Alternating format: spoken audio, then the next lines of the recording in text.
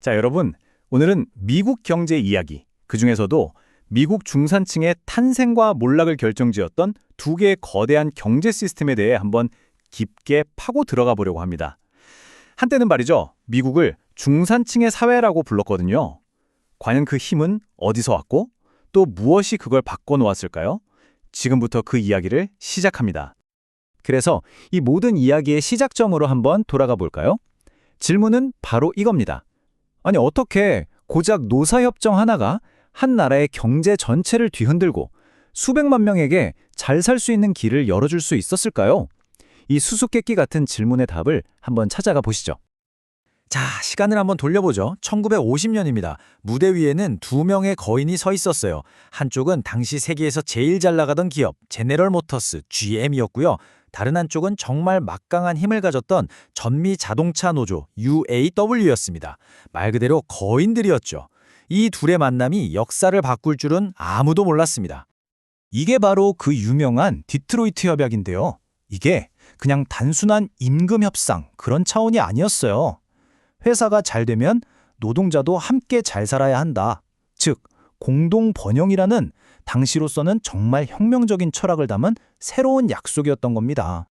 여기서 진짜 재밌는 건 이게 어느 한쪽만 이긴 게임이 아니었다는 거예요. 완전 윈윈이었죠.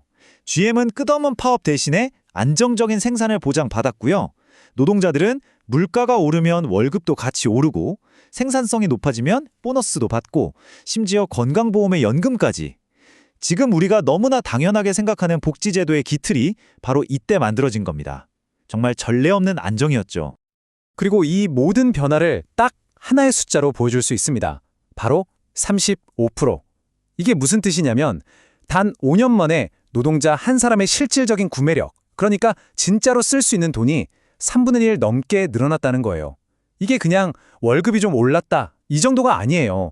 우리 가족이 집을 장만하고 아이들을 대학에 보낼 수 있는 그런 실질적인 힘이 생긴 거거든요. 자, 그런데 이 디트로이트 협약이 정말 대단한 건 이게 그냥 자동차 공장 안에서만 머물지 않았다는 점입니다. 이 파급 효과가 어마어마했거든요. 미국 사회 전체로 퍼져나가기 시작합니다. 왜 그냥 합의가 아니고 협약, 트리티, 마치 국가 간의 조약 같은 거창한 이름이 붙었을까요? 사회학자 데니엘 벨의 말을 들어보면 그 이유를 알 수 있습니다. 이 합의가 미친 영향력이 너무나 거대해서 이건 그냥 두 조직 간의 계약이 아니라 국가 경제의 새로운 원칙을 세운 선언문 같았다는 거죠. 이 그래프를 보시면 그 파급력이 얼마나 대단했는지 한눈에 들어옵니다.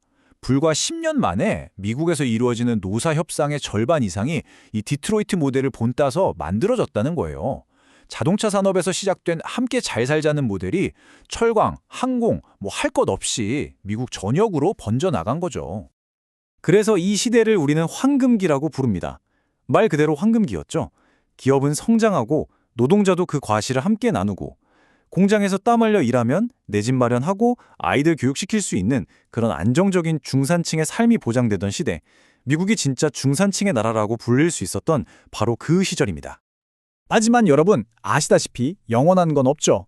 이 황금기도 끝이 있었습니다. 이 타임라인을 보시면 명확한 전환점이 보입니다. 1970년대에 경제 위기가 찾아오면서 기존 시스템에 대한 의문이 제기됐고요. 결국 1980년대에 들어서면서 판이 완전히 뒤바뀌게 됩니다. 완전히 새로운 경제 철학이 등장한 거죠. 1970년대에 닥친 경제 침체는 큰 혼란을 가져왔습니다. 기존 시스템에 대한 불만이 커지면서 이건 뭔가 잘못됐다, 다른 방법이 필요하다는 목소리가 나오기 시작한 겁니다. 그리고 그 대안으로 떠오른 게 바로 워싱턴 합의라는 새로운 경제 질서였습니다. 이 워싱턴 합의의 핵심은 한마디로 말해서 디트로이트 시스템과 정반대 방향이었어요. 함께보다는 경쟁과 효율을 강조했고요. 그래서 정부는 규제를 풀고 시장에 최대한 개입하지 않으면서 경제 성장을 위해선 노조의 힘을 줄여야 한다고 본 거죠. 이런 생각의 변화는 곧바로 현실에 영향을 미쳤습니다. 수십 년 동안 아슬아슬하게 유지되던 기업과 노동자 사이의 힘의 균형이 한쪽으로 급격하게 기울기 시작한 겁니다. 디트로이트에서 맺었던 낡은 약속은 이제 해체되기 시작했죠. 이 변화는 아주 조직적으로 두 방향에서 동시에 밀어붙여졌습니다. 한쪽에서는 기업들이 노조를 무너뜨리려고 아주 적극적으로 나섰고요. 다른 한쪽에서는 새로 들어선 보수 정부가 정책적으로 이걸 팍팍 밀어준 거죠. 이 두 힘이 만나니까 변화의 속도가 정말 어마어마했습니다. 그 결과가 어떤지는 이 차트 하나로 설명이 끝납니다. 정말 충격적이죠. 1979년에는 노동자 5명 중 1명꼴로 노조에 가입해 있었는데 불과 30년 만에 그게 거의 반토막이 나버린 겁니다. 워싱턴 합의가 노동자들의 목소리를 얼마나 약화시켰는지 보여주는 가장 확실한 증거라고 할 수 있겠죠.